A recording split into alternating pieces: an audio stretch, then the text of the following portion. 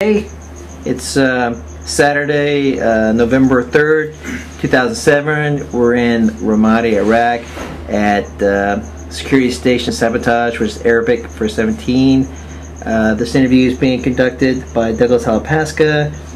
We're interviewing Sergeant Ryan Ruckel, and the period we're going to cover is this April 17th, 2004, and it's the part of the battle Huseba. Sir, would you mind I know we announced your name, but just give us your name again. Spell it for us, please, sir. My name is Sergeant Ryan Ruckel, R-Y-A-N-R-U-C-K-E-L. Okay, sir, could you, at that time period, what was your rank and billet, sir? At that time, I was a Lance Corporal, Saw Gunner, 0311, 2nd Platoon, 2nd Squad, 1st Team. Okay, what's the 0311, sir? 0311 is your basic infantryman. Okay. Would you kind of go into a quick background of April 17th, 2004? Right. April 17th, 2004 was the Battle of Huseba. Approximately 400 insurgents versus Lehman Company reinforced. Battle raged all day, early in the morning to late in the night, and one hell of a day. Okay, real quick, sir, would you just give us a kind of an idea of what friendly forces were actually in the area at that time? At that time, currently in Huseba, we had Lima Company Pure, we had one platoon from Kilo, a weapons platoon, which is our CAT section, sniper attachments, and that was pretty much what we had in the area. Okay, when you saw CAT platoons, could you just briefly describe what a CAT platoon is? CAT platoon is a makeup of heavy weapons. You have 50 cal Mark 19s, 240s, and they're all on 4 Humvees. And a CAT essentially stands for Combined Anti-Armor Team. Okay, and are there any more attachments? And this is from Weapons Company, correct? That's correct. Okay, sir. Is there any other attachments that came from Weapons Company at that time, other than the CAT platoon?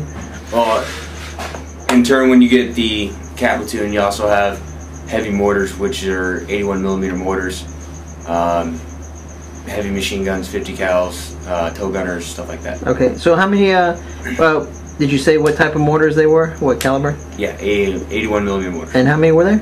There was 2 guns. Okay, and you said there was a platoon attached from Kilo Company. Just real quick, just give us a rundown of what an infantry platoon looks like. Your basic infantry platoon breaks down to, you have a platoon commander, platoon sergeant, sometimes a guide. A guide is like a senior who doesn't really have a position, so we put him in the guide position, help out the squad leaders, help out the platoon sergeant. He helps take the flak off. And then you have 3 squad leaders. Each squad consists of 3 fire teams. Each fire team has a 203 gunner, 2 riflemen, and a saw gunner. Okay. Ideally. Okay. 203 gunner. What's 203, sir? 203 is a 40mm grenade launcher that goes on the underside of your M16. Okay. And real quick, what's a saw, sir? The saw is a squad automatic weapon. Shoots a 5.56. It's a small light machine gun that we carry around as a fire team level. It helps give more firepower. Okay. And how many rifle platoons are there in Lima? There's 3 rifle platoons and then a weapons platoon. Okay, great. Real quick, what was your actually what platoon, squad, and fire team were you with at the time? I was with 2nd Platoon, 2nd Squad, 1st Fire Team, Saw Gunner. Okay, who was your leadership at the time? Platoon sergeant, squad leader, and fire team leader? Fire team leader was Lance Corporal Rose, Lance Corporal Ryan Rose. Squad leader was Corporal Heath. Corporal Heath? That was Corporal Heath, right? Yes. Okay. Our platoon sergeant was, at the time, Staff Sergeant St. Pierre, and our platoon commander was Lieutenant Autry. Okay. Real quick, sir, would you, well, not quick, take as much time as you like. Actually, this is going to be the first interview where we're going to actually use a visual aid, because the battle itself is pretty complex and it's kind of difficult to follow if you just follow the interview. So if you don't mind, sir, you just kind of draw on the board actually what the the city of Huseba look like in regards to the camp itself? Okay. Basically, our city is pretty simple. It's like, basically a square. We had our, this would be market right here, and this is north. All right. This is west end, east end. Can't remember the end of that road. Right here at the edge of the city was a little area known as 440. Oh, why was it called 440, sir?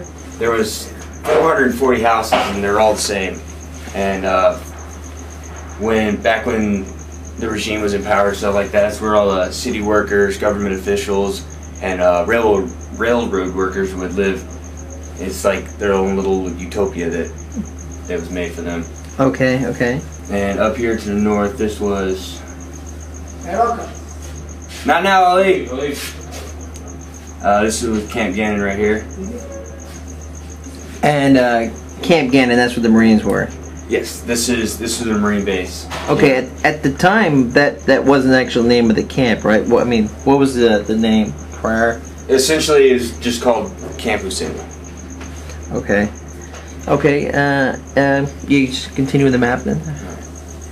This right here is Syria, and then the road led right here with the checkpoint. That's where Marines would stand to check stuff coming in and out of Syria, make sure people weren't smuggling stuff. Okay. Down south we had the railroad tracks. At a radio station.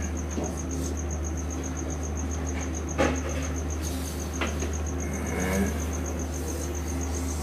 a little group of houses here. And then train station. Okay. Well, I guess what we'll do is we'll just start with how the actual firefight began. I understand it started with a unit that was attached with Lima. Yeah, Broadsword was a recon element that was out there with us. And this recon element, they didn't work. I mean, they supported y'all, but they didn't work directly with the company. They kind of had their own missions at that time. Like they would help us out, but majorly they had their own things to do. So it wouldn't. It's like we relied on them. Every once in a while they'd throw us a bow and help us out. Okay, so, you just kind of briefly just describe what kind of assets they had at that time. I understand they had some Humvees, but they were a little different than a traditional Marine Corps Humvee. Broadsword, with their recon, they do different missions, so they gotta have a little more firepower with them most of the time. Their Humvees would have, a 240, a 50 cal.